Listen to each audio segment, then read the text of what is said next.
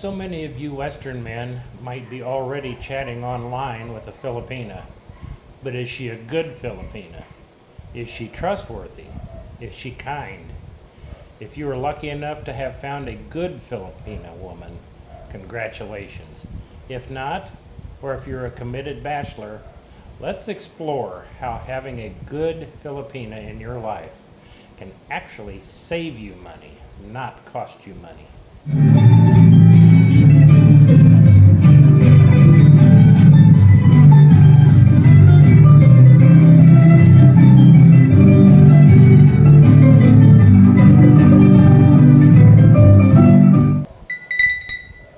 Class in session.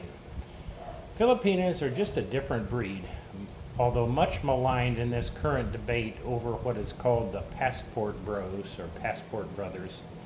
Those are the men who are fleeing toxic feminism in the West by coming to Southeast Asia to find a good partner.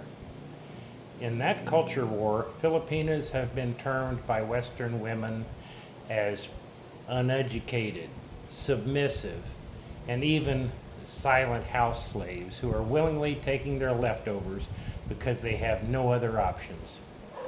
My girlfriend, for one, is none of those things. She's a high school graduate and speaks 2 languages, plus a little smattering of Japanese as well. She is more opinionated than submissive. Oh yeah. And she knows what it takes to run an efficient household.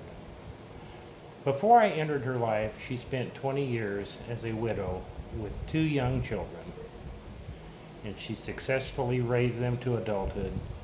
She dedicated herself to their success, not thinking about herself. She's tough, and it isn't just tough talk like we've been hearing of late from those spurned Western women. Poor women. The house slaves comments are particularly laughable. This is a different culture where girls are raised to take pride in home and family. And that includes cooking and keeping the house in order. Gee, that sounds a lot like the 1960s in America, where the home economics was taught, and one of the most popular clubs in high school was Future Homemakers of America. That may have changed in America, but not so much here in Southeast Asia. It's a different culture, not necessarily better or worse, just different. So, where can you find one of these desirable, beautiful, and caring women? For many men, they start out on one of the many dating sites, and there are a bunch of them. Filipino Cupid is hugely popular, and it has a feature whereby a Filipina can submit her ID to become verified, so there's no fibbing about things like her name or age.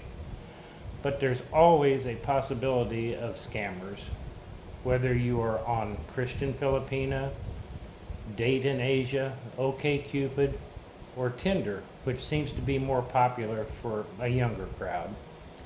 The 2 best words of advice here are go slow. Just be wary.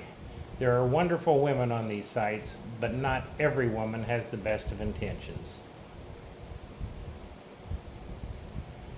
The boots on the ground approach can be fruitful too. Just avoid the bar girls. They might come into the city as a naive province girl, but it doesn't take long for them to get jaded. They learn very quickly that they are unlikely to meet their Prince Charming, and that the surest path to supporting their poor family back in the province is by separating you from your money. It's a business, fellas. In your neighborhood, don't be shy. You are the novelty here, and these friendly people are happy to meet you, especially the single ladies.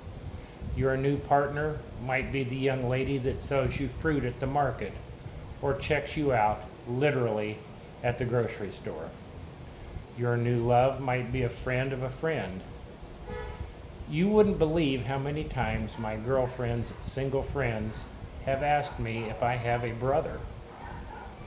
Or If you have medical needs, you might find your next love behind a pharmacy counter in a medical clinic or someplace like that.